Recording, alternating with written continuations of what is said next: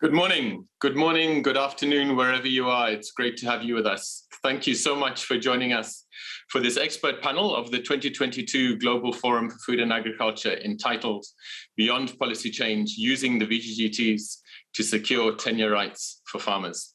It's super to have you join us from all over the world. Please just pop your name and say hi in the chat. Tell us where you're from so we know who's joining us. My name is Michael. I'm joining you from Rome, where I'm based as the director of the Secretariat of the International Land Coalition.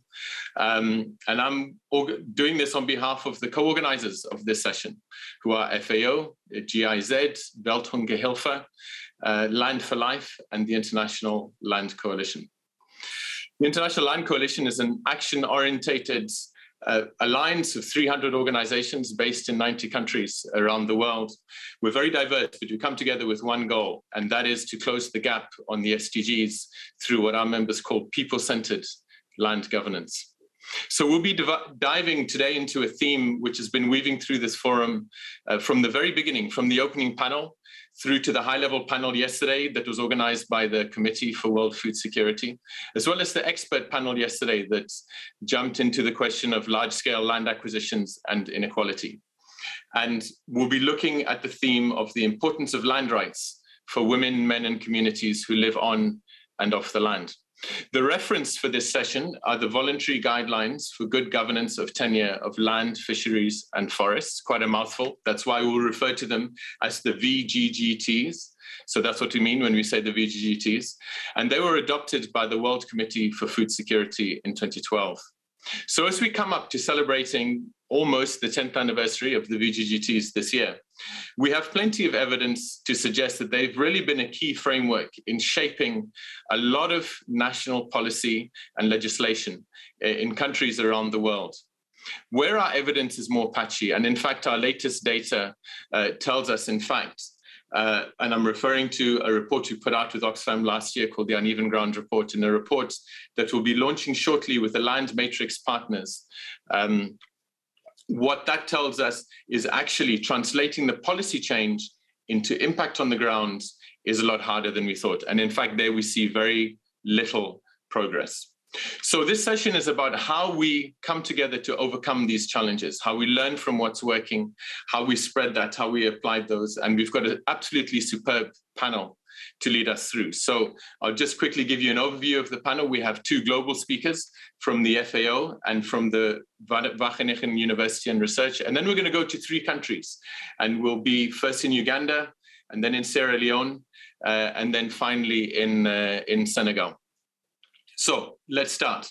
And I don't think we could start with a better speaker than Ben Davis from the FAO. Ben, you're the Director of Inclusive Rural Transformation and Gender Equality. FAO is the normative agency for land governance in the UN system. And Ben, your division has been responsible for the VGGT program. Thank you so much for joining us, Ben. And could you give us a bit of an overview of why the VGGTs are so important and what are our key achievements that we can count on over the last 10 years, and perhaps a flavor too of some of the challenges that we meet as we go along. Over to you, Ben. Great. Thank you very much, Mike. Good morning and good afternoon to everyone. The main premise, I think, of the session and beginning with my presentation is the importance, the centrality of tenure security to inclusive food system transformation. Tenure security is a structural driver of rural development, the sustainable management of natural resources, and ultimately for more equal societies. Now, just to give some examples to remember, on average, the forest in indigenous and tribal territories have been much better conserved in the case of Latin America and the Caribbean than other forests, and their carbon emissions reflect that. The forests held by indigenous peoples and local communities who have secure access to these forests have lower rates of deforestation and forest degradation, lower emissions, better biodiversity production, and greater livelihood benefits than compared to areas managed by government or private entities. And I think experience has shown us that land tenure security is a key ingredient to the implementation of land degradation neutrality measures. However, inequality in access, use, distribution of land is still severe, which is really what's behind an urgent call for collective action. Just to give some examples, indigenous peoples, local communities, and Afro-descendant peoples comprise roughly 2.5 billion people around the world, customarily manage over 50% of the global landmass, but governments currently recognize their legal ownership of only 10% of that. The World Bank estimates that only 30% of land holdings worldwide have a legally registered document such as a title, a figure that might be as low as 10% in Africa. And no matter how it's measured, land is unequally distributed. There's many dimensions of deriving value from land. This can include the size or the value of land that people access or hold, the level of security of tenure that people have, the quality of land, its characteristics, the assets on that land, the actual control that people have over that land, the decision-making power, etc. But just to put numbers on one dimension, the wealthiest 10% of rural populations across a set of sampled countries capture 60% of the agricultural value, while the poorest 50% of rural populations capture only 3% of land value. I think what's important is that land inequality sits at the heart of other forms of inequality, including wealth inequality, political inequality, social inequality, gender inequality, environmental inequality, and spatial inequality, in particular in agrarian societies. And just to emphasize, with few exceptions, women have less access to land than men, and usually to land of lesser quality. They're often able to acquire or exercise the same rights as men in the same context. Their rights are less secure, and it is harder for them to protect their rights when they're under threat. And these patterns of inequality relate to gender unequal societal and power relations and affect women's ability to convert the benefits of land into improved economic and social well-being. And they also influence the decision-making in the major sites of power within society, whether it's the household, kinship group, community, or the state.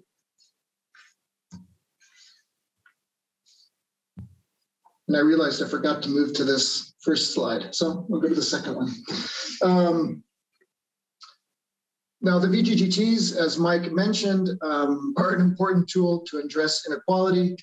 This is the 10-year anniversary, but we see that there's big challenges to implementation, both in getting the approach applied and in successfully applying the approach. Now, just to give one example, in Africa, almost 1/3 of the deal, according to one study, almost 1/3 of the deals assessed do not comply with the VGGT guidelines and standards at all, and only 25% are considered to have achieved the minimum compliance. And so this has led to a debate on the 10th anniversary of the efficacy of the approach. I think despite all the challenges, we really need to reaffirm the relevance of the VGGTs. Land tenure, ownership, use is really one of the most complex, intractable political economy issues in development, playing out at the individual, household, community, and regional and national levels. And it's really a key structural factor in the inclusive nature of development.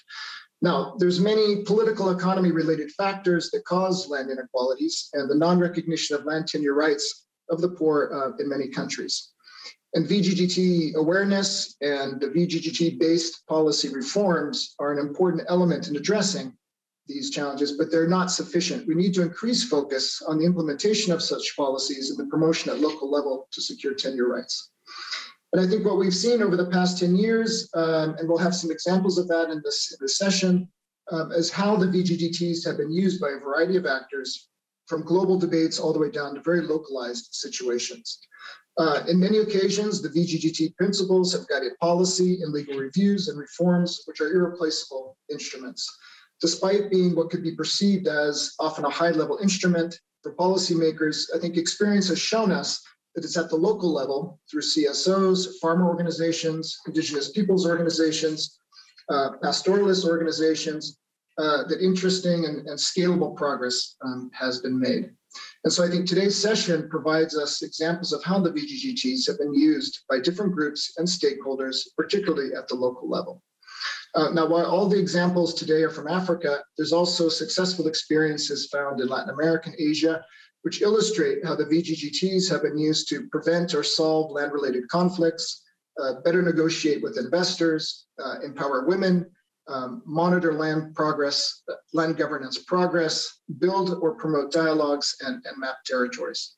And I think one key element and common denominator from all these experiences is the flexibility of the instrument and its relevance in different contexts. Now, however, as illustrated by the title of today's session, and as demonstrated by the profound inequality that still characterizes the sector, I think we're urged to act in a different way because the implementation of the policy and legal reforms is still lacking. The monitoring of the progress of land governance requires a more systematic approach and also more accountability by the different duty barriers. And so while the VGGTs remain a valid instrument, the application of its principles can't be seen in isolation from the political economy context and the unbalanced power relations between actors. And so in promoting collective action is really one important way to address these unequal power relations. So finally, I think on this 10th anniversary, we need to look towards a new commitment. And that means promoting collective action, boosting investments, and reaffirming political will and support. It's clear the need to maintain and strengthen the efforts towards improved governance of land tenure, particularly for the most vulnerable and in response to the ongoing environmental crisis. And while we celebrate the 10th year of the anniversary of the VGGTs, we should reflect very seriously on the achievements that have been made and on the reasons why land inequality is still growing and progress to defend women's land rights, for example, is still limited. And I think we're constantly reminded in our daily work that land rights are a fundamental right, intrinsically related to other human rights, such as the right to adequate food, the right to equality and non-discrimination, the right to water, and the right to self-determination. And I think all of this really compels us to this new commitment to scale up implementation and impact and confirm our political support. Thanks a lot, Mike. Thank you, Ben. A very clear and direct overview of why this is so critical, some of the challenges we have, and the three-point agenda. So the first point on your three-point agenda, collective action, is what we're going to spend a lot of time talking about, and makes a good entry point to our second speaker, who is Ms. Cora van Oosten from the Wageningen University and Research. Cora, you're the Senior Advisor on Natural Resource Management. You also coordinate the learning program of the Global Landscapes Forum, which is one of the largest networks on landscape approaches. So Cora, well, come to us, please, on the collective action side. And just to remind everybody that one of the most often quoted paragraphs of the VGGTs is paragraph 26.2, which calls for countries to support multi-stakeholder programs on land governance, which are promoted as a mechanism to increase transparency, accountability, and participation in decision-making over land. In other words, good land governance is by definition a multi-stakeholder process. So you have a lot of experience in following multi-stakeholder processes on land. Please give us your idea of how we're doing. It would be good if you could pick up on the points that Ben raised on gender and why perhaps a gender transformative approach is so important in what we're discussing here. And over to you. Yes, thank you very much, Michael. I will do so with pleasure. I'll first pay a bit attention on the content, and the content, I think, for the context for everybody, I think is clear, is that today's global problems require really bold global solutions at scale, and that's one of the reasons why at the global scale we have so much talk about land restoration, ecosystem restoration, food system restoration as instruments to tackle global crises regarding food, biodiversity, and climate in a coordinated manner. And the world, and I'm very happy with that, the world is currently setting bold targets. I like the new ecosystem restoration decade that goes for 10 years and restoring 1 billion hectares and planting enormous amounts, trillions of trees, costing even many more dollars, which private investment seems to be ready to go for it. That's great. Nevertheless, there are a couple of questions which remain to be answered, and that is where to restore? Where are all these lands to be restored, and whose lands are these, and who's actually going to do the job, and who will reap the benefits of all these restoration actions, and most importantly, who decides on all these questions? Well, as you say, Michael, and also Benjamin, there's a lot of hope on multi-stakeholder platforms and partnerships to do the job. I'd almost say this multi-stakeholder action is considered to be the new silver bullet. And I totally agree. Multi-stakeholder platforms or partnerships are really great instruments to mitigate conflict, to reach consensus, to make collective decisions and all that. And indeed, the local level or the landscape level is the right spatial level for all these choices to be made. But how well are the outcomes reflected in wider policies and practices? That's, I think, the question we have to think of.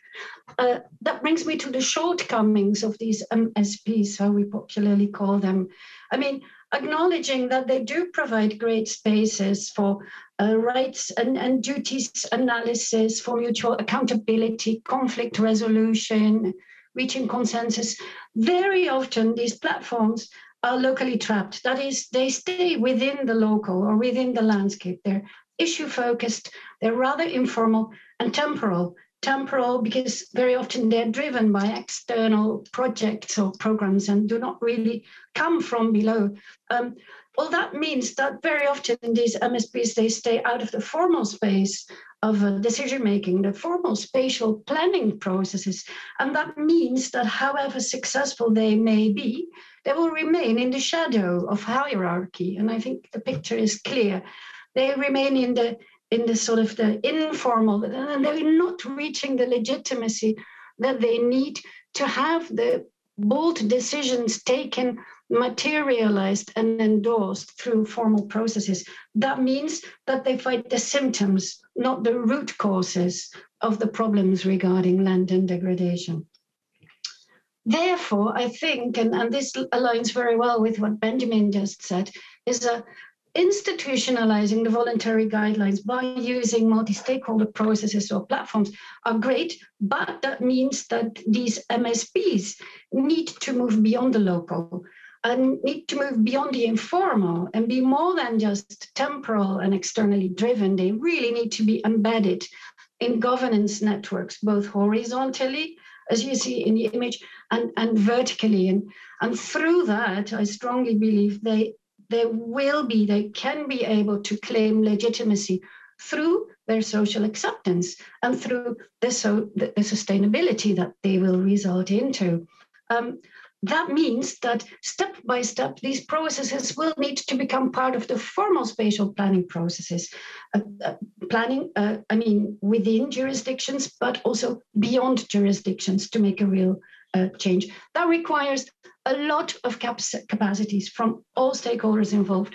And here I go to my final slide. That is the capacities, the technical capacities for proper design, but also the process capacities to really guide multi-stakeholder collaboration on the ground. The institutional capacities to plan more inclusively, more gender sensitively, more contextualized, moral capacities to really respect rights and duties of all parties involved.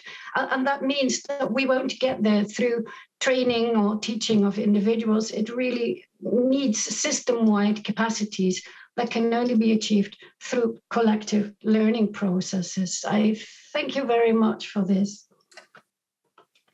Thank you so much, Cora. So an excellent overview of the opportunities really to take a system-wide approach, but also the very real challenges.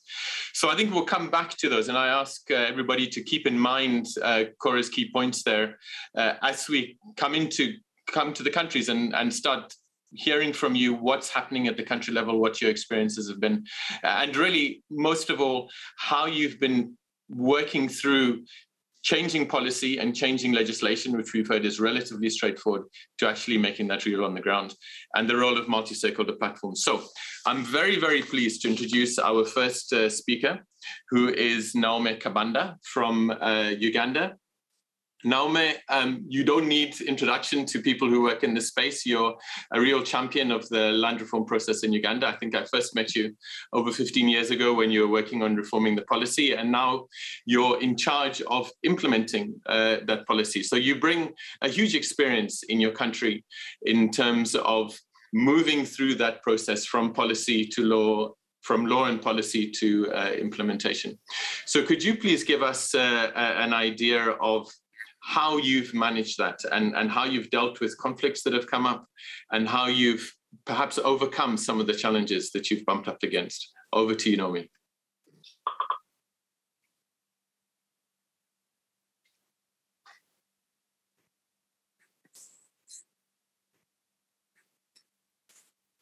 Thank you so much for inviting me to make a presentation, a small presentation in this conference, virtual conference.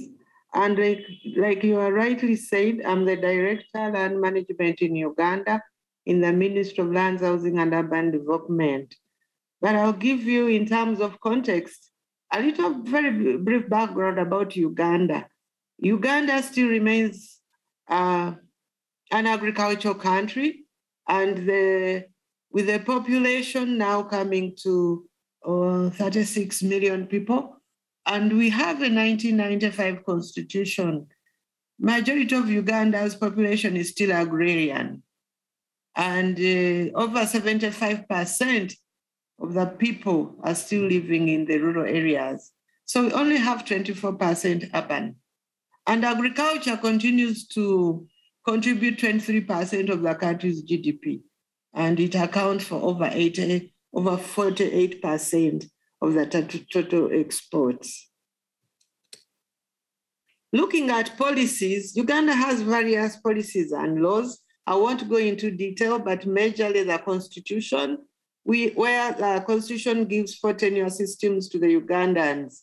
That is customary, freehold, milo, and leasehold. Apparently, customary land tenure remains the largest, and in some cases in the north, it accounts for more than 75%, but it's also largely unregistered. And you find that under our constitution, every person has a right to own property, of course. And there's the equality provision, which guarantees laws and policies that discriminate against women as being null and void. But of course, you have the customary practices which deny women ownership land. And these ones have lived with them, and we continue to grapple with them, although the constitution is very clear. We have the Land Act as the main act. It is decentralization of land services. You have the land management institutions. You have the National Land Policy of 2013. This is a major, major policy which brings across reforms, and it borrows a lot from the principles under the VGGT. We are actually proud to say that Uganda's national land policy is very engendered. And when you look at all the provisions, you find a full chapter on women, recognizing the rights of women and protection of women's land rights. Of course, enjoying these rights between both men and women is derived from the Constitution. And most of our laws have been reviewed to comply to the 1995 Constitution. Not, of course, needless to mention that some of these laws are still under revision, and therefore they may be discriminatory in some content relating to how we protect and implement them on the ground. We have done a lot of work around VGGTs. I'm proud to mention that in all our laws and in all our policies and strategies, we are proud to say that we are following land governance, which is very transparent, very gender sensitive, and very, very stakeholder oriented. We have a number of projects that we are implementing in the view of the VGGTs. Uganda, like I said, customary land is 75%, but we have under our law the protection of customary land rights, we issue what we call certificates of customary ownership to the people who own customary land. This is registrable instruments. And we've done a lot of work around those areas. I want to mention the details, but we also have another protection called Certificate of Occupancy on registered land. Milo is unique to Uganda if you've read our history, and Milo originates from an agreement which was done in 1900, but it gives that right on landlord-tenant on the same piece of land. And you find that we've been grappling with that relationship and how to mediate all these disputes on Milo land using certificates of occupancy. We are proud to mention that finally, under the GIZ RELAPO, GIZ Milo project, we are doing a lot of work on landlord-tenant relationship to secure people's land rights. And when we are doing those projects, we are very gender sensitive. You find that the certificates that are being issued both on customary land and on Milo land, women participate not only in the multi-stakeholder consultations, but even we have accorded them rights on titles. You find that these certificates, the women appear either as part of the family, as a wife, as a girl, and you find that all our programs are engendered. We have a number of tools we are using, especially fit for purpose, but what I want to mention is that we have also a list of challenges. I didn't go into details to talk about that challenges, but the biggest challenge we are having in Uganda relating to the implementation of the VGGTs is some of our land-related laws are still old. Our land sector laws are still old. They are British laws, which we copied from the British, especially the Registration of Titles Act. And this is a complicated law, which we are trying to review, but it is not easy to review it. Why? Because it is a torrent system-based land administration system. And torrent-based land administration system, the title is state guaranteed. You find that the cost of the surveying for somebody to bring the land under the registration system is very expensive, yet surveys is a division that was privatized. The other one, which I find very challenging in implementing VGGTs, is our court system. Our court system and accessibility to the courts.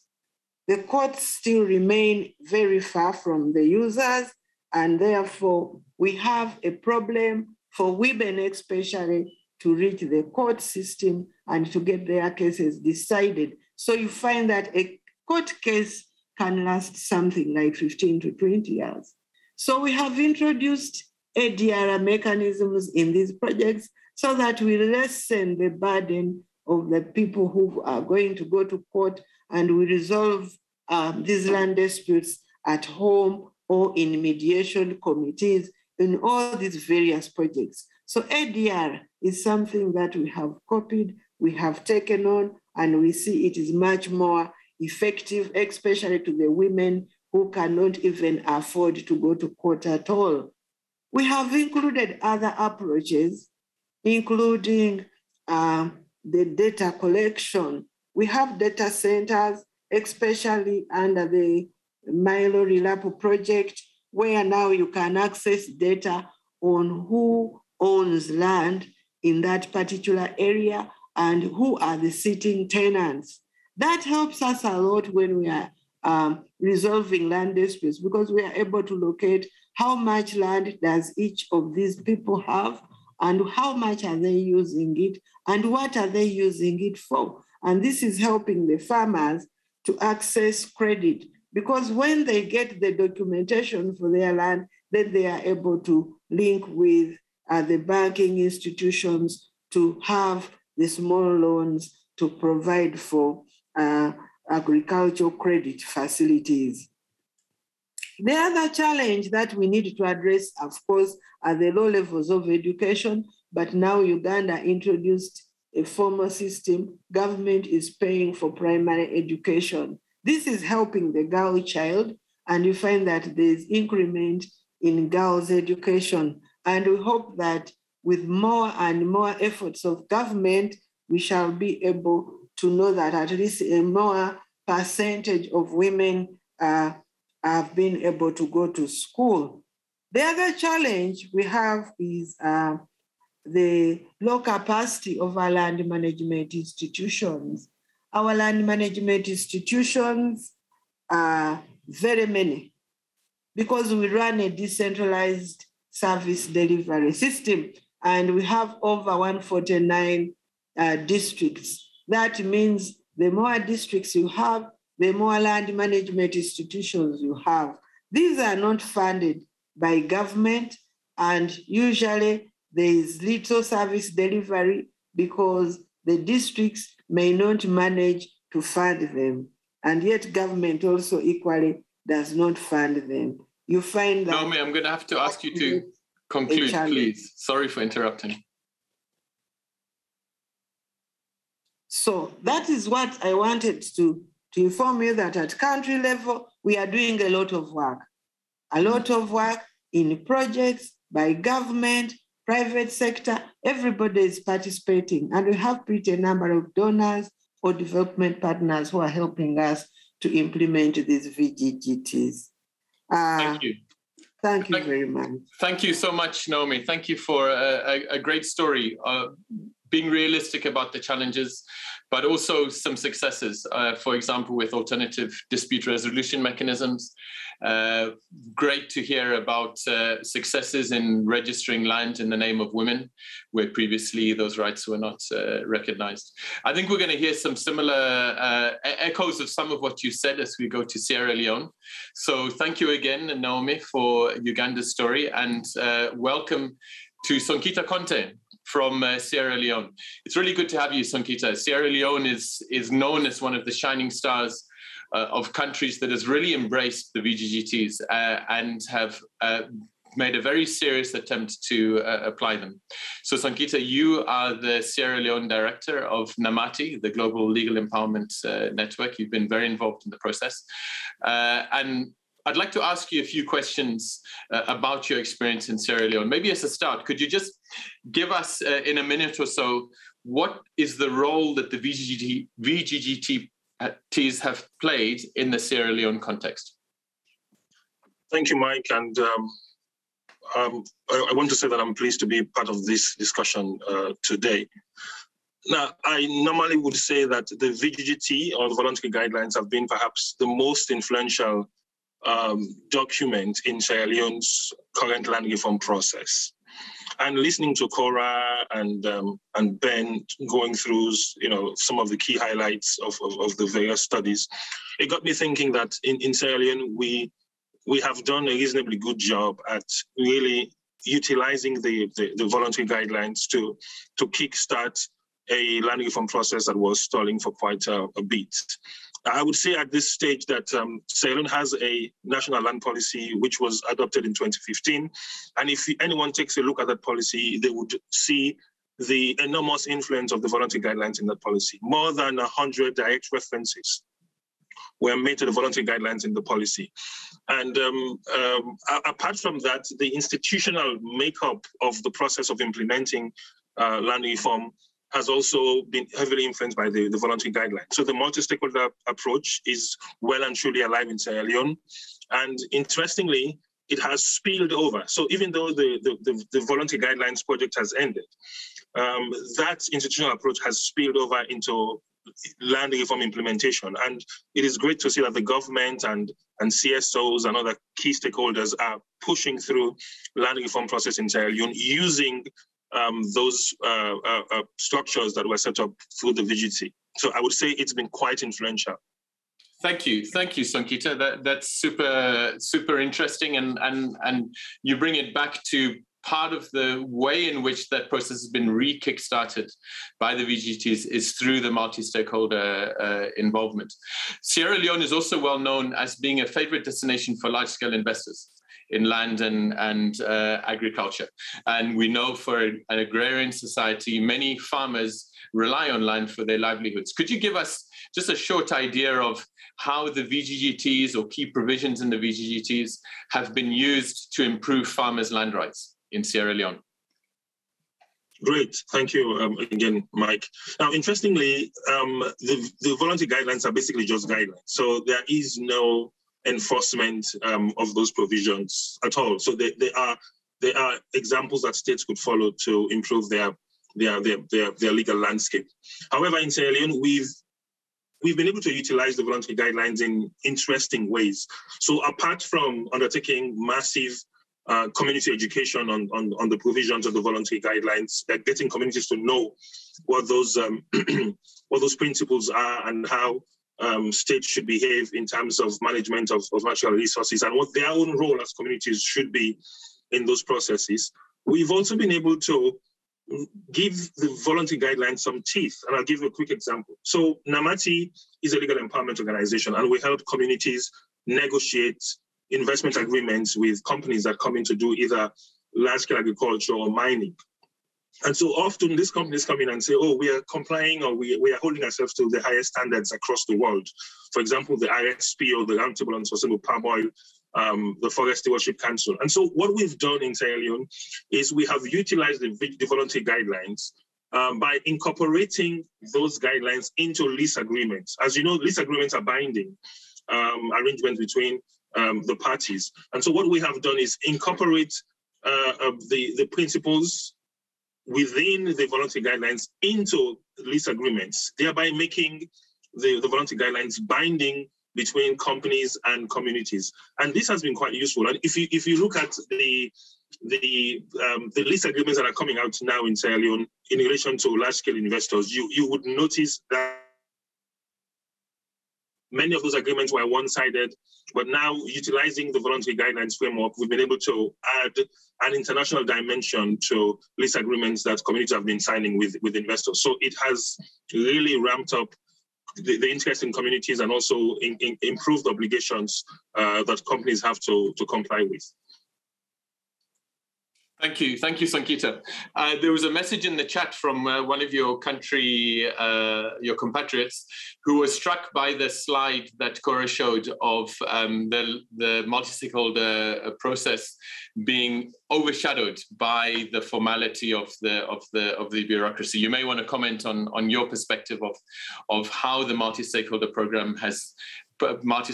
process in Sierra Leone has been recognized and accepted as a legitimate player in the reform process. But comment on that and give us any final comments on to what extent you see the VGGTs continue to be a key tool as your land reform process in Sierra Leone moves really into implementation. Absolutely. I think that's a great question. And I think Cora's slides really capture some of the challenges of implementing the voluntary guidelines.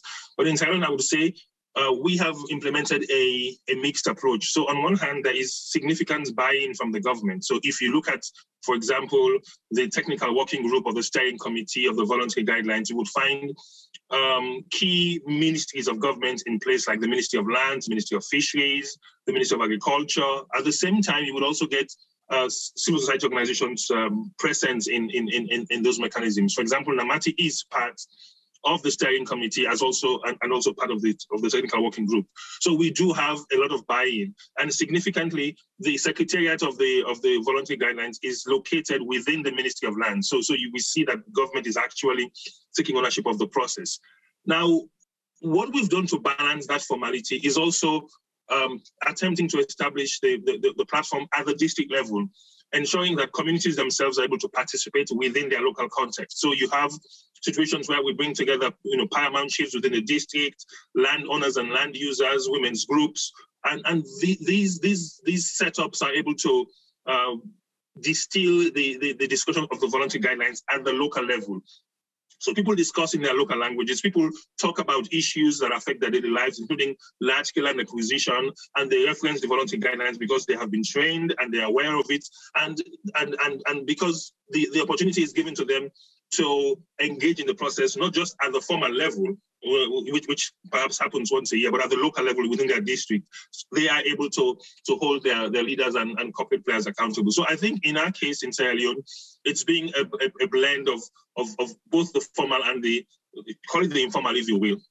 And I think my last one would be that the voluntary guidelines mandate and structure, I think, would be a useful one for many countries to consider if they're undertaking land reform processes. It allows for an integration of different stakeholders in the process. So you have companies, you have communities, you have government agencies coming together in various ways and at various times to discuss these burning issues of land reform. So I would say Sierra Leone might be a good case study for anyone who's interested in doing the research. But I think that particular process also is something I would commend to other countries to undertake. Thank you so much, Michael. Thank you, Sonkita. And I think Cora took that as an invitation to come to your country and expand her research project. I think that's a fantastic example. Congratulations to Namati and congratulations to all the other organizations that are part of that process. Excellent experiences coming from there. We're going to pick up on one of the success factors that you mentioned, Sonkita, which was taking it to the local level. As we move to Senegal, and I'm very, very pleased to introduce my friend and colleague, Dr. Cheikh Oumar Ba. Cheikh is the executive director of a West African think tank called IPAR, and is also a member of the steering committee of ILC Africa, International Land Coalition Africa. And Cheikh has been part of a key driver in a very participatory process in Senegal, both nationally and at the local level, in applying the voluntary guidelines in the reform process in Senegal. The first question to you is, could you just give us a flavor quite briefly of how the VGGTs have played a role to improve farmers' rights in Senegal? Over to you, Cheikh. Merci beaucoup. Voilà, merci beaucoup. Donc, thank you very much indeed. It is a great pleasure for me to be here with you and participating in this forum. The role of policy after the 11th of May 2012, when the VGGTs were adopted with all the relevant stakeholders, including also the World Bank and many others, we cooperated with them in order to build up a multi-stakeholder dynamic. And first of all, we were thinking about the following. Most participants did not have any information on these voluntary guidelines. With the press, with Germany too, we created a framework. And this framework brought together a large number of stakeholders, which had an impact. It enabled all participants to agree on these guidelines and their decisive role, and the decisive role they were to play. And in the aftermath, we wanted to make sure that these VGGTs were embedded in the process and brought down to the local level where they were to be implemented. Fundamentally, we can say with a view to these guidelines that they are a point of departure for soil and land governance. For me, that is of utmost importance. For example, the phrase of voluntary guidelines could be misunderstood. Well, we have rephrased it, and we could do that again. And we might consider that another wording could imply that we have an innovative framework which addresses key questions with several different stakeholders and always based on human factors. Of your closing point that if it's going to be a people-centered process, people need to be part of the decision-making. And it's very interesting what you described of really a real multi-stakeholder process with governments, local, national, civil society organizations, farmers organizations, and development partners like the World Bank. Could you give us a bit of detail. Could you give us a few examples, perhaps, of how the VGGTs have been a reference point in concretely improving farmers' land rights in Senegal?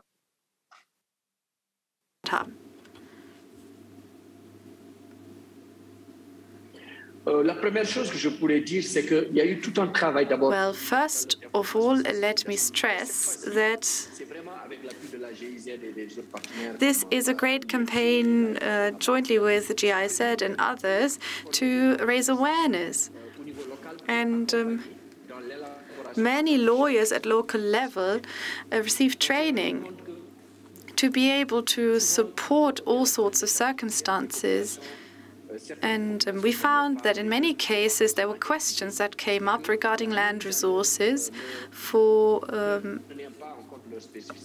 and often young farmers and women were not heard and their specific circumstances were not taken into account. We also supported a process which is based on the VGGTs, which we used in research, in dialogue, and in training and awareness raising among the population.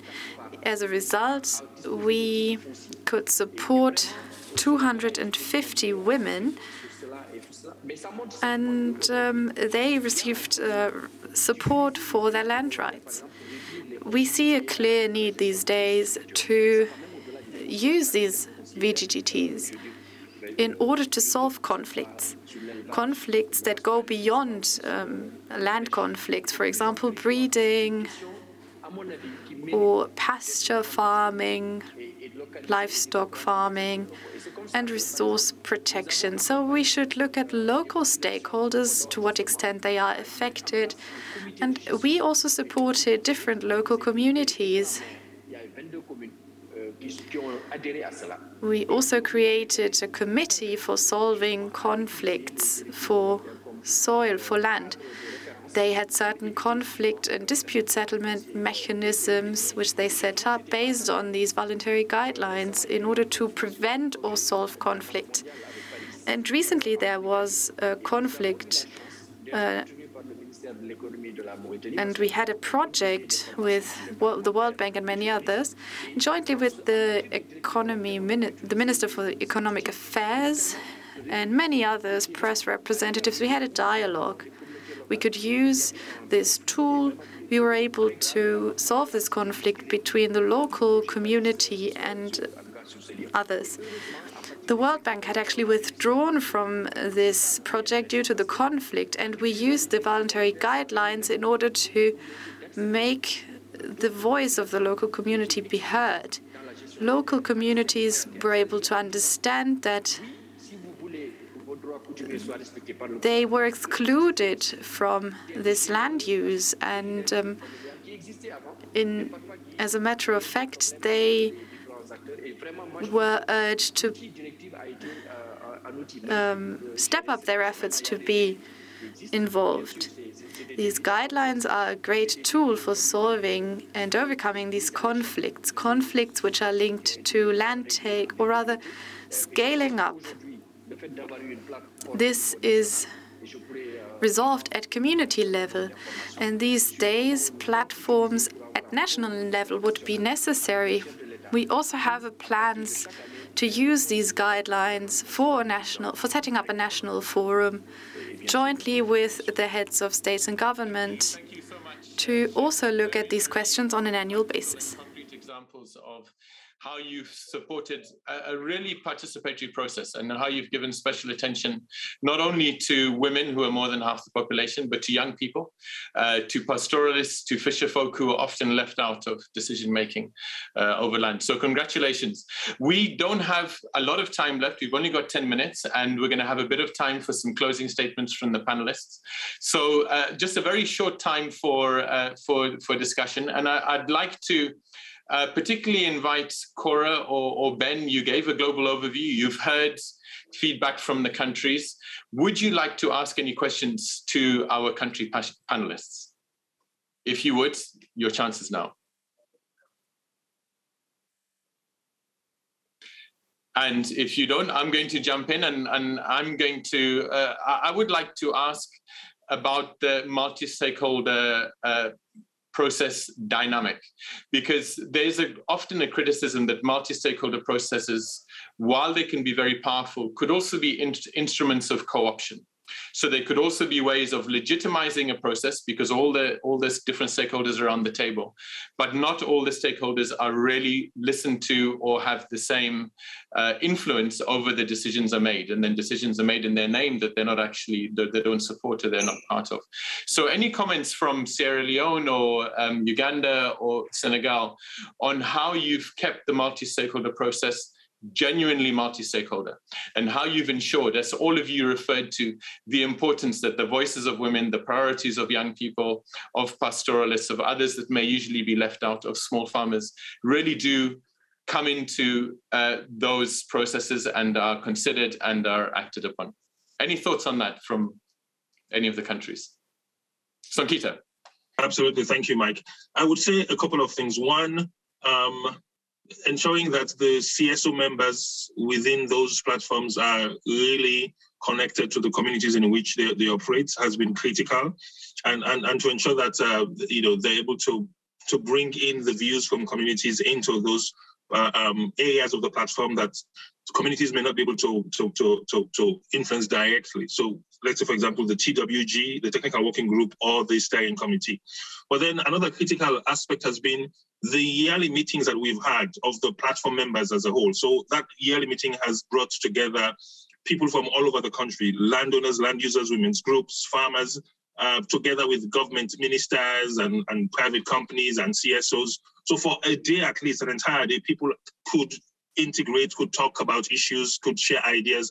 And I think that has been really useful in ensuring that the platform does not remain a top-down institution, but that it gets fed from the bottom. And I would also say the periodic meetings that we've had within the technical working group of the steering committee has ensured that we're able to bring again the views from communities into those areas of the platforms that they may not be able to participate directly. So one thing we've been asked to do regularly is to provide reports of activities of CSOs that are within the TWG or the steering committee, and also to take back whatever information, whatever decisions that are made at that level back to the communities in which we work. And then I'll close with this. Having the platform at the district level has also made a lot of difference, ensuring that the communities, the groups, the local leaders have somewhere where they meet at the district level, not just driving to Freetown once a year, but at the district level where they can talk in their language at their own time about issues that affect their lives on natural resources, on land. I think was very useful in ensuring that the whole experience is not just a top-down approach or very formal government-imposed process, but it also ties in with what communities want. So that has been a useful tool for us as well in this particular process. Thank you. Thank you, Sonkita. We're going to have to go to the closing statements of the panel.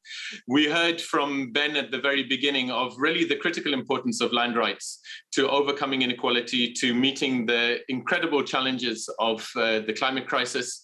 We also know that land rights are essential to building democratic decision-making and preserving civic space, and to sustainable and resilient food systems that still mostly are provided by small farmers around the world.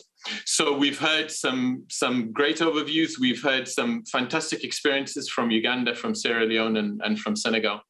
And we've been encouraged. I've been encouraged to hear of success stories, not only challenges, but where it's worked and where it's really been a way in which women's land rights have moved from being unrecognized and ignored to being legalized and defendable through the law. So we're going to just hear a final word from each panelist. I'm going to invite you in 30 seconds or so just to give us what you would say is the one most important way that we're going to ensure that the implementation of land reform processes in a people-centered way, the application of the voluntary guidelines really continues to move into implementation and doesn't stay at the policy and practice level. So we'll go in the opposite order that we started. We'll start with Cheikh, and then we'll go to Sonkita, to Uganda, to Naome, to Cora, and we'll end up with the final word from FAO. So Cheikh, what's your one point for implementation? Merci beaucoup. Merci, cher. Thank you so much. Thank you very much indeed for the excellent work conducted. I want to say that these voluntary guidelines are an opportunity to foster this dialogue between all stakeholders. How can we ensure that people in the end understand that these guidelines are neither created or launched by FAO or the World Bank, but they are a global tool, and that all policymakers should adopt them. These are voluntary guidelines that are linked to human rights and fundamental rights. They allow progress. And secondly, let me add, we need to continue to operate and cooperate with local stakeholders. Currently, we are trying to implement land governance policies. In the past, it was as follows. Land rights were not distributed, and this process, this democratic process, can stem from these VGGTs. It is an extraordinary tool which we need to continue to use.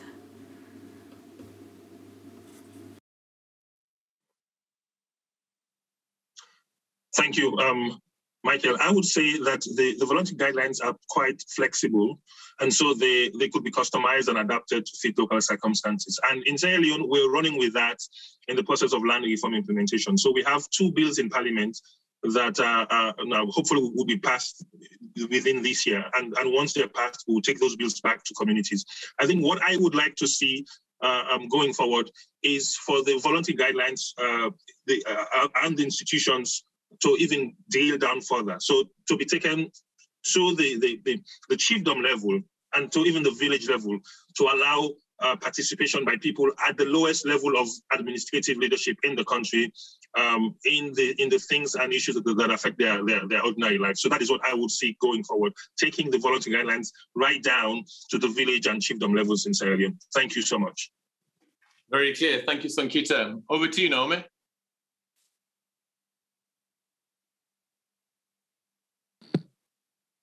Of course, in Uganda, like I have rightly said, a lot of work has already been done on VGGT implementation. And now what I'm requesting as part of way forward is for the Secretariat to do some little expansion in terms of awareness creation at all levels to facilitate CSOs in Uganda who are very, very active. We have a very vibrant CSO network, and I think when they get all this information, they can reach down to the communities and encourage communities to implement these VGGTs. Otherwise, legally speaking, our legislative framework already provides for most of the principles in the VGGTs. Thank you. Thank you. Thank you so much, Naome. Over to you, Cora. Yes, thank you. I've learned a lot today. I'm super happy. I strongly believe that we are doing the right thing, although we can do more strategically. And learning from the 3 examples that we heard, solving general problems regarding land and implementing VGGT is through local MSPs is very good. But if it doesn't entail the feedback loops that local conflict mitigation strategies actually travel up and lead to policy change, then I think we're not getting very far. What I've learned from the 3 examples, especially Namati, is that if you're cleverly embedded, both locally, but also within districts and at higher level, nationally and internationally, you can act as what I would call a policy entrepreneur. You navigate up and down and you bring local experiences up to the highest level and the highest ideas down to the local level. And with that navigation, I think you're bringing about a lot of change. And the most beautiful thing is that you're using the VGGT as an entry point for such a multi-level change. Congratulations, and I think we're going the right way. Thank you for those encouraging words, Cora, and it's very fitting that we end with who we started, the custodian of the VGGT's FAO. Ben, the final word to you.